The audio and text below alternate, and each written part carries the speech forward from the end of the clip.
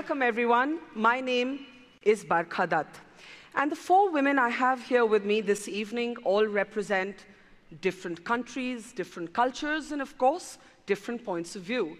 But there is one thing they have in common. They were all born Muslim. How they have engaged with the faith that they were born into, or in some cases disengaged with it, of course, is a very personal and individual story for all four of them. So let me first introduce our panel this evening, these four extraordinary, independent-minded, fiercely opinionated women, and then I'll frame the terms for the conversation that we hope to have today. First up, Hibak Usman. She's from Somalia, part of a growing movement to end violence against women and also working on delivering sustainable democracy to the Arab world. Zahra Langi is a Libyan women's rights activist. She's from Benghazi. Benghazi is in the news in America for all the wrong reasons, but she's here, of course, for all the right reasons, so welcome, Zahra. Farha Pandit, born in India, that's my country, but then, of course, raised American, was the first ever special representative to Muslim communities under both Secretaries Hillary Clinton and John Kerry. And finally, Somalia-born but Dutch-American, Ayaan Hirsi Ali, perhaps one of the most famous, globally known critics and dissidents of Islam, someone who has actually had to face death threats and a fatwa for her contentious views on the religion that she was born into. Now, at a time when we live in the age of the Islamic State, and at a time of growing radicalism, the question that we are confronted with today as women is whether Islam is innately biased against women. Are Muslim women then somehow more oppressed than women of other faiths? Or is it those who distort Islam who are responsible for this misogyny? That is the question we face today. Of course, some of you might ask why we're here to discuss women in Islam. Why not women and religion? Aren't all religions, Christianity and Hinduism included, tilted against women? And finally, do you even need the excuse of religion to talk about misogyny? Look closer home at Donald Trump. What he said about women, according to me, is so much worse than the Muslim fundamentalists he seeks to keep out of the United States of America.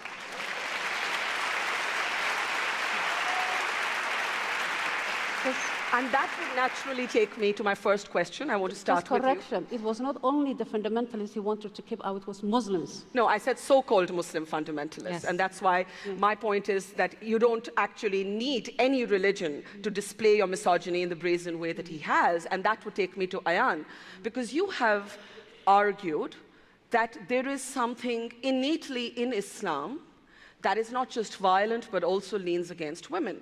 You have traveled the full journey from declaring yourself an atheist at one point to being willing more recently to engage with the reformists within Islam. But you have stuck to your position that there is a problem in the faith.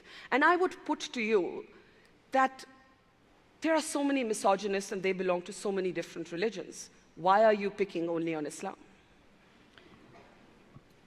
Thank you. Any public relations person will tell you never open your remarks with statistics. And I'm famous for being disobedient. And so I'm going to do just that. And I'm going to take from a Pew Research, and Pew does this research on religion, and particularly in the Islamic world, year after year. In 2013, they had the following question. They have this question all the time, but here goes. Do you favor or oppose making Sharia law or Islamic law the official law of the land in our country? 72% of Indonesians, 99% of Afghanis, 82% of Bangladeshis, 84% of Pakistanis, 74% of Egyptians, and on and on and on it goes, these overwhelming majorities of Muslims who favor Islamic law. My position is, and has always been, let's make a distinction between Islam as a doctrine and Muslims as fellow human beings who are incredibly diverse. I embrace Muslims. but I reject Islamic law. I reject Islamic law because it's totalitarian. I reject Islamic law because it's bigoted, and especially bigoted against women. Where Islamic law becomes the law of the land, if these attitudes are translated into law, women will need a male guardian. Child marriage is reintroduced. You'll be disinherited. If you're raped, it's your fault and you get stoned to death. And we see numerous examples of that today. I reject Islamic law because it's inherently hostile to women. It is so bigoted. And everything we talk about in this conference regarding Islamic women, we condemn all of these practices, but we will not defeat, we will not eradicate these practices unless we talk about the principle, and the principle is enshrined in Islamic law unreformed. Aren't the orthodoxies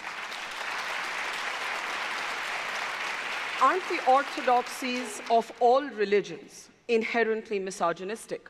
I come from a country that has among the largest Muslim populations in the world. Muslim women in India are fighting for the right to enter mosques the same way as men. But guess what? So are Hindu women. Menstruating women of a certain age are not allowed into temples. Closer home here in the United States of America, it's certainly Christianity that informs the debate on abortion. To me, coming from a so-called third world country, I find it shocking that America debates abortion. We have 30 minutes to talk about women in Islam. I think absolutely everything you said is right. Misogyny exists in every religion, in every culture, and in every geographical territory. But can we please, for just these 30 minutes, focus on the topic? Let me take that.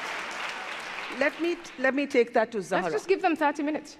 Yeah, 30 minutes is not enough, but we'll try our best. And unfortunately, 30 minutes is not enough to talk about women in Islam, women in Islamic Sharia. It's not enough. And I think one of the problems is that we tend to have reductionist views and simplistic, flattenist views of Sharia. There's no such thing as Islamic law. There's something called Sharia, and Sharia is a dynamic process.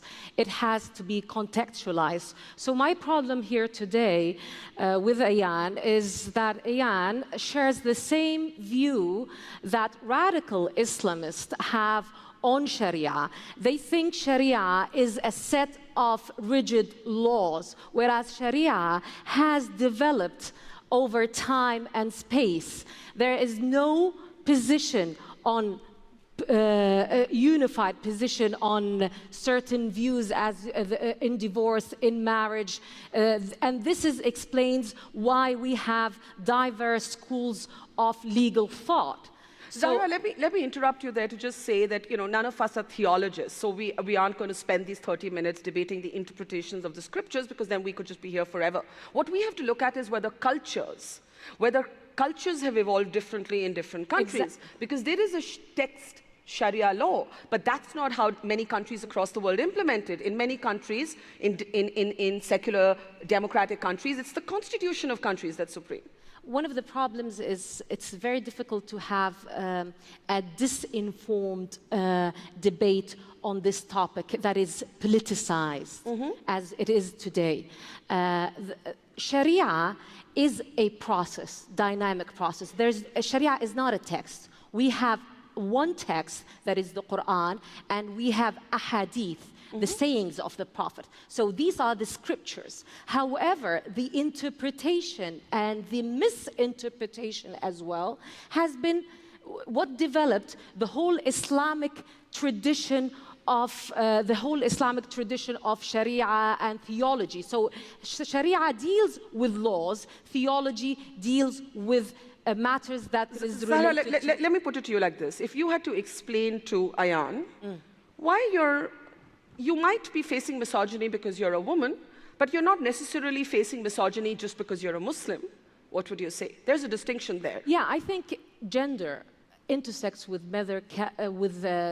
several categories. It intersects with culture, religion, class, age, a lot of things. So there is misogyny. We are on the front line in our societies as we've been fighting for over years, and specifically the 5 last years, to ensure that there are human rights, women's rights in our society. We admit there is misogynies. However, we do not say that this misogyny is innately inherent in Islam. This misogyny is embedded in cultural customs. Quick interjection there before I bring Farah and Hibak in, Ayaan.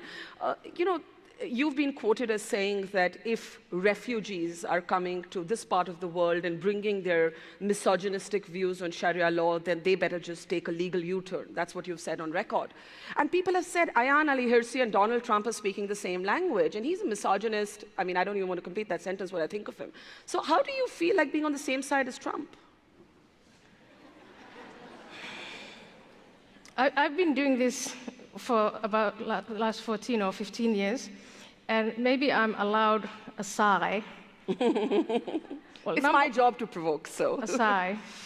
Because number one, I'm amazed at the betrayal of Muslim women who, for whatever reason, have had an education and are able to emancipate themselves from Islamic law, insisting that Islamic law is not what it is and that we don't understand it. We live in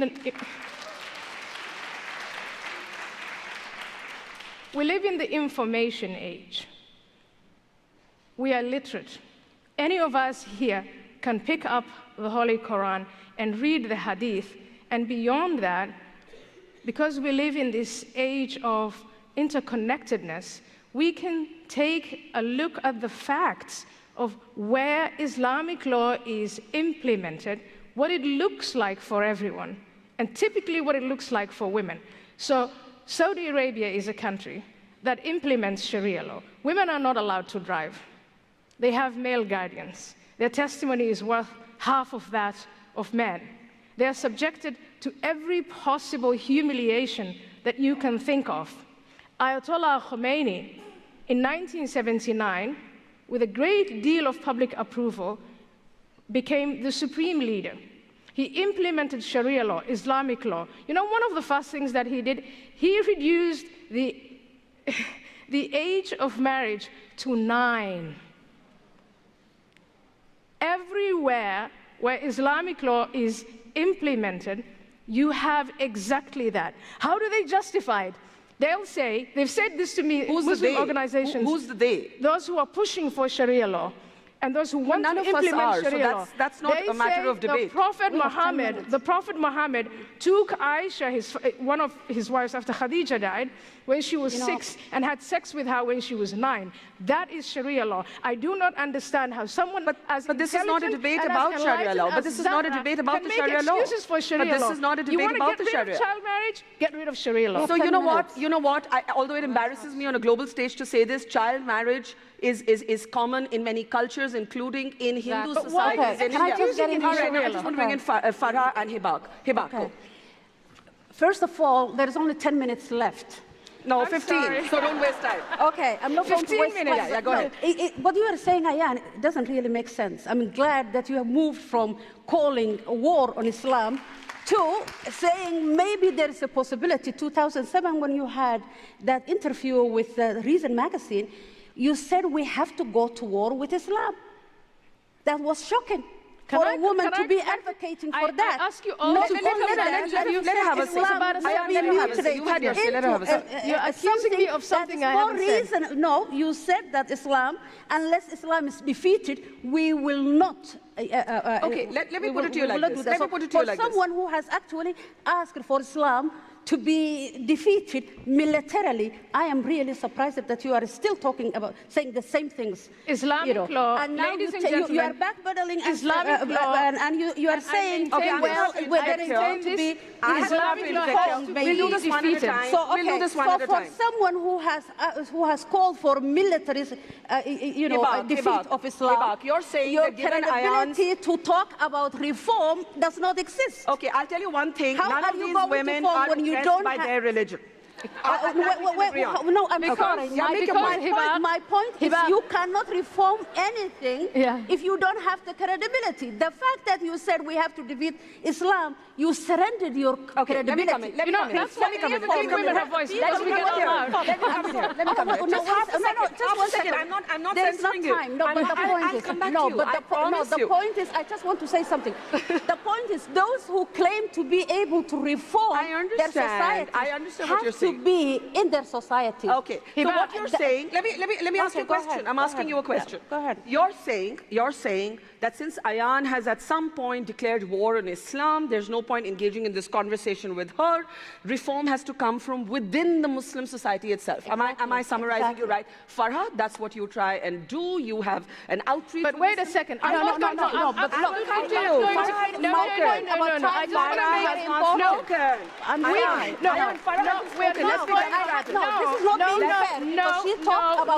to You're not going to put words in my mouth. All right.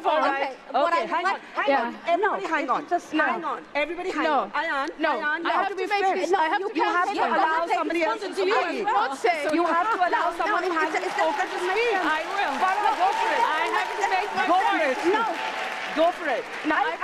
I'll come to you. But you can't say the prophet. You can't say the prophet. Please be democratic and allow everybody to speak. You will have your turn. Farha, go ahead. Okay, I'm at this point unclear what the question is. Okay, my question is this. When you have such gaps in this conversation as we are seeing between Ayaan and Hibak, how does somebody like you who has served in administration reconcile what seem to be irreconcilable differences? And let me now argue this from Ayaan's perspective. Is there too much political correctness? Are we in denial about the roots of fundamentalism? And is that why we are potentially losing to radicalism? So there's a lot embedded in that, and I just give me a minute to sort of unpack part of it. The first is something really important that you said, which is Islam is not a monolith. There is great diversity within Islam. Yes. This is a religion that's been on the planet for 1,400 years. So it's important to understand that as you travel around the world, as I did, to more than 80 countries around the world, talking to Muslim youth under the age of 30 globally, you hear many different voices of what it means to be a Muslim woman. The most important thing to say is that for this generation that's grown up after 9/11, the millennials, the Muslim millennials, they do not want to be pigeonholed as one thing. And it is important that this audience and those that are watching understand and respect the diversity of Islam and understand that the journeys for all of these young women mean that they have to have their voices brought forward. And in the work that I did as special representative to Muslim communities, I was working at the grassroots, listening to what this generation has to say. But pick up the example of Saudi Arabia. Pick up the example that Ayaan raised about Saudi Arabia. Very particular, because you brought up countries in the Middle East, which are very important. You yourself brought up India, which is also very important. But Muslims in Muslim majority countries, as well as Muslims that live as minorities, are important. And they deserve dignity. Because a Muslim living in Germany is as Muslim as a Muslim living in Indonesia. And we must be fair, and we must be respectful of that. The second piece of this is, you talked about the politics of all of it. In a post-9/11 world, as we talk about Islam, with the word Islam or Muslim on the pages on and offline every single day since September 11th, 2001, there is a lot of baggage that happens for these millennials. And I want to say that because it connects to your final point, what's happening with extremism. But can I just put in a question? Sure. There? The question, because we're on limited time, is how do you deal as a state with countries like Saudi Arabia? There has been a great deal of skepticism about the United States not being tough enough on the rights of women, whereas in Afghanistan and Iraq, the rights of women have almost been used as one of the contexts for military intervention. So one of the things that was very important for me was the idea of diversity of Islam. The second was Muslims and Muslim majority countries and Muslims as minorities. And the third, and this is so important, there are 1 billion Muslims under the age of 30 around the world. And this is what is actually the crux of the issue. For them, it is critical that we understand that we can't politicize their populations. You heard woman after woman on the stages yesterday and today talk about the difference between a nation state and the people within those cultures. And so when you pick apart what a country like the United States is doing vis-a-vis a Saudi or a Qatar or an India or a Pakistan, whatever that country might be, we have a relationship between us and those countries based on a lot of different things. But the populations matter. And what I want to really say about this panel and about the way we're framing Islam globally is that we have to understand that with the context of, you brought up the Islamic State and other non-state actors that use the name of Islam for their nefarious means, separate that out. The ideology of an us and them that they're using and manipulating the religion to do is obviously not Islam. But the second piece is the women part. And all over the world, the kinds of young people who are pushing back against that ideology must be brought forward. And that's the message I want to say today. Okay, now,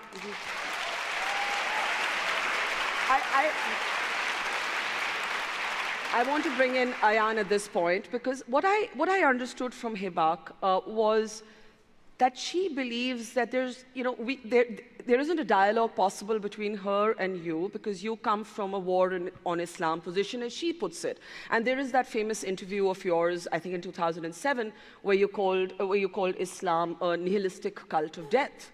So the question then becomes, for women, if the war is going to be with Islam, what about all the millions of Muslim women who are believers but are fighting within their faith? Exactly. So that's exactly why I was so incredibly vehement. Because in that same interview, before that and beyond, I consistently make a distinction between Islam as a set of ideas, as an organizing principle, as a faith, and Muslims. And thank you, Farah, for hearing me. When you take Muslims, 1/5 of humanity, of which 1 billion is under the age of 30, you will be amazed and you find yourselves noting over and over and over again how diverse they are. Okay, so we agree on Muslim diversity. Let's take the doctrine now, Islam. Islam unreformed as a political doctrine, the insistence on not separating religion from politics, unreformed, at this point, insists more on life after death than it does on life before death. So unreformed, it is a nihilistic cult of death. But Muslims, being free agents, can reform it. And Muslims being free agents, and this is what we've seen since the Arab Spring, and that's what inspired me to write my latest book, Heretic, is I'm seeing a growing number of young Muslims who from the inside reject some of the most basic Islamic doctrine. They want a separation of religion from politics. They're fighting for women's rights. Therefore, in order to talk about Islam as a doctrine is not to declare war on Muslims. I embrace Muslims. I reject with absolutely everything in me Islamic law. Is that why, Ayaan, just briefly, is that why you went from being a declared atheist to now being willing to engage with voices of reform? Would that be correct to say that? That's a very reasonable question. Because of that Muslim diversity, because of, even in my own circle of friends within my Muslim community, I find more and more individuals who are not shying away from touching on the really sensitive points within the doctrine. And doctrines do not change. You cannot have a reformation if there's nothing to reform. If you go all over the place saying, oh, but Islamic law is perfect, let's condemn the practice of child marriage, but then let's not say nothing about Sharia law, you're not going to change much. Okay, let me bring in Hibak and Zahra. Zahra. Can I say something? Yeah. Again, I will have to say this is misinformation. This is not an informative discussion of Islam. You are reducing Islam. There's no such thing as Islamic doctrine. You are now interchangeably using Islamic doctrine and Islamic Sharia. And this is why I said there is theology, that is immutable, and there's Sharia, which talks about social and political matters. And that part of Islamic doctrine, what she calls Islamic doctrine, this is dynamic. It changed, it evolved from one place to another. Do you know that according to the Hanafi fiqh school of thought, you have to change your school of fiqh, of law, if you travel from one city to another? You don't know that. So there's no such thing as immutable in Islam. So in order to call for a reformation, we need to call for more education. And in order to have, so you have to be informed about what is Islam and that it is not monolithic, as you have been saying. But Hibak, once we have agreed, and I think we do, you know, despite the fact that we seem to be fighting, we actually agree on a lot of things. We agree on Muslim diversity. We agree that cultures inform Muslim women very, very differently, as they do Hindus and Christian women.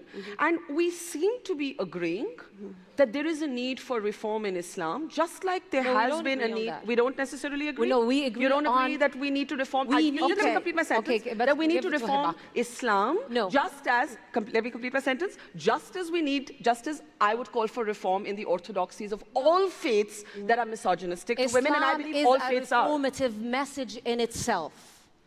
What we need to inform is Muslim minds, Muslims' interpretations, not Islam. That's a big difference. So she's saying reform Muslims, not Islam. Yes. Let me tell you something. Islam has 5 pillars. If I want to have, you know, I want to connect with the audience. How many of you believe that you should give to the poor? How many of you believe that there is only one God? How many? This is what Islam is. Islam is a religion of peace. If you talk about reformation, absolutely there are challenges. Any religion. If you look at the Abrahamic faith, we all remember that story of Eve being in what is the Jannah, in heaven, and all of a sudden she, before Eve, Adam was lonely, and then Eve was created from his crooked rib, not even a straight rib, okay? And then, while she was just wandering around, she decided not to listen to him, and, the culture of Muslims and Jews and Christianity is based on that woman should be controlled. So there is culture, there is that culture, but Islam gives the right of women. Islam needs to be, we need to educate young people, and we need to educate the Islamic imams. What is a terror group that calls itself the Islamic State for you? This is the whole point. The Western media calls them the Islamic. There is nothing Islamic about them. Islam rejects raping women. Islam rejects, killing people, innocent people. There is nothing Islam. But what I want to say, because I want to go back to the child marriages, if you look what the Egyptians are doing, if you look at the new constitutions, there are laws that protect and has increased the child marriages. So there is a lot of discussion. The reformists are the women who are in their countries that are trying to bring change by the law. Farah, would you have been more comfortable if we had been discussing women and religion and not women and Islam? Just a thought. It's not a question of comfort. Look, this is a very complicated topic, and we're going in a lot of different directions, and we can do that. But that speaks to the fact that there is no one easy answer, right? But the point really is as you think about how complex this topic can be, it means many things to the thousands of people that are in this room. At its base in 2016, as we are looking at issues of terrorism, as we're looking at issues of all kinds of things that are happening globally. The name, as you said, the name of Islam is being mushed into all of this, and it becomes very complicated. But I really want to turn us to actually a more optimistic component here, which is back to sort of what's actually happening on the ground. And if you combine what the last two speakers were talking about in terms of understanding what the difference between culture and religion is, talking about education. For me, as I saw vibrant, young, diverse, exceptionally passionate young Muslim millennial females around the world, they do not want to be held back by the discourse that's happening in the media.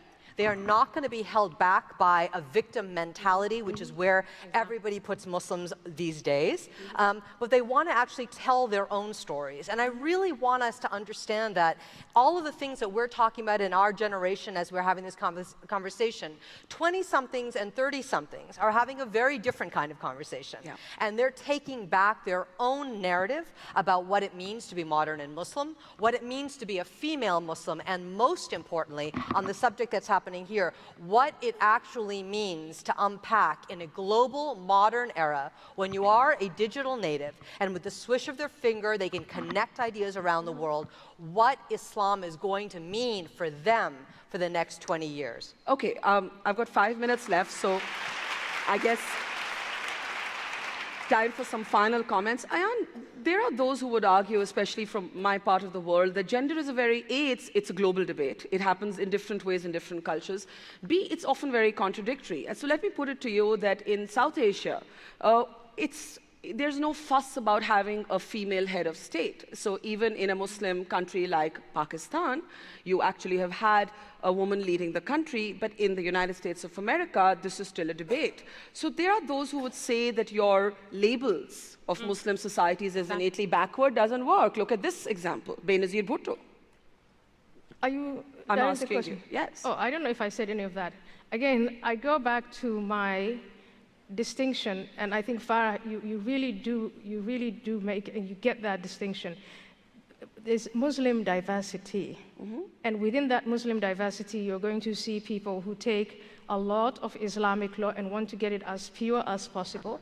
But on the other spectrum, you see Muslims, and that makes me optimistic, more and more Muslims who on the inside, you may have heard today that there was a Bangladeshi blogger who was hacked to death on the streets of Dhaka. This has happened frequently in Cairo, in Tunisia, even here in the United States of America. There are more and more Muslims who are not willing to lay the blame of their internal philosophical affairs on external factors like Zionists or the American media or stuff like that. They understand that they need to compete with the Islamists who are pushing for Sharia, and they're pushing back.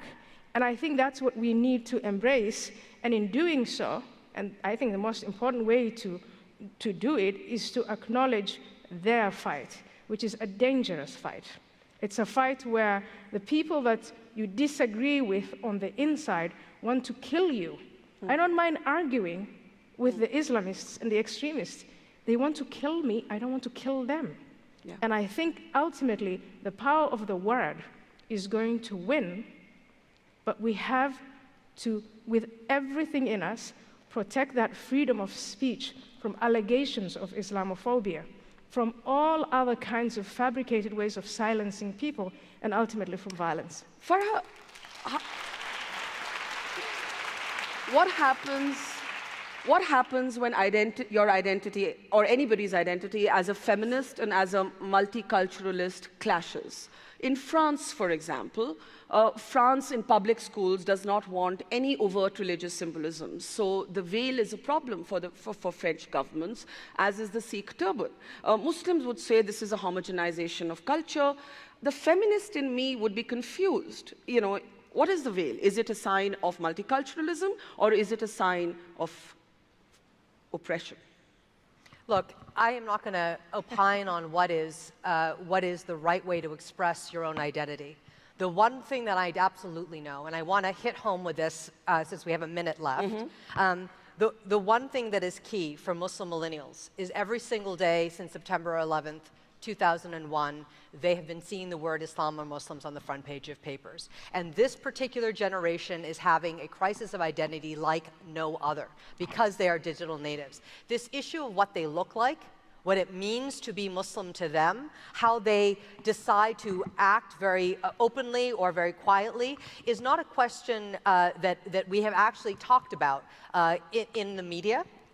Nor have we talked about it and really understood the impact of that crisis of identity on the way extremists are able to recruit. So I leave you with this. Would you agree with the French, or you disagree with them? No, let me tell you, having spent a lot of time in Europe talking to the millennial Muslims out there, the expression of identity means many things. It is not just whether or not you're veiling or not, and I think it is very important that when we talk about this, we don't short-code things to say Germany is right, France is wrong, Spain should do this, and America should do that. Okay. Let me just get Zahra. I want to ask both of you, what is the one stereotype about Muslim women that you face all the time that is so far from the truth of your own lives? Zahra. The first thing is that all Muslim women are one. This is a myth that we need to dispel. The other myth is that Muslim women are submissive, subordinate, and they are not, and actually not seeing that they are agents of change, that they are on the front line, risking their lives in order to advance women's rights. So the last thing these Muslim women need is that to push them to the fringe and to tell them that you have to lose your own faith, your own identity to be considered as progressive as we are. That's the last thing. So what's the one change you'd like to see in your society? I'd like to see more equality. I would like to see a reformation in Muslim minds up to the standards and highest principles of Islam on equality, on dignity. That's what I would like to see. Hibak, does human rights supersede religious rights? No. No? No, absolutely not. Why would you say that? Because Islam gives you all the rights as a woman that you need. You just have to understand it, number one. Number two, so the audience doesn't agree. It doesn't matter. The audience are from the United States and they like brands. They like people who really can say, well, you know, people who look like them, talk like them, and take their ideas. But the point is here, what I'm more interested... We're in a very diverse New York City. You can be who you want to here. There's nothing homogeneous here. I think here. when you asked about the hijab, yeah, I think the people who are pushing for hijab and the people who, you know, for women to put hijab and the people who are pushing her to take it off are the same. Because both of them are taking the right of women to decide what she wants to do. Those pushing it on and those pushing to take it off. Yes. I think we could agree on that. And I am out of time. I think we may have convinced you that there is nothing that you can stereotype on the basis of religion, country, and let's extend that courtesy to the United States of America as well. We don't want to be stereotyped. Let's not stereotype them. Thank you very much.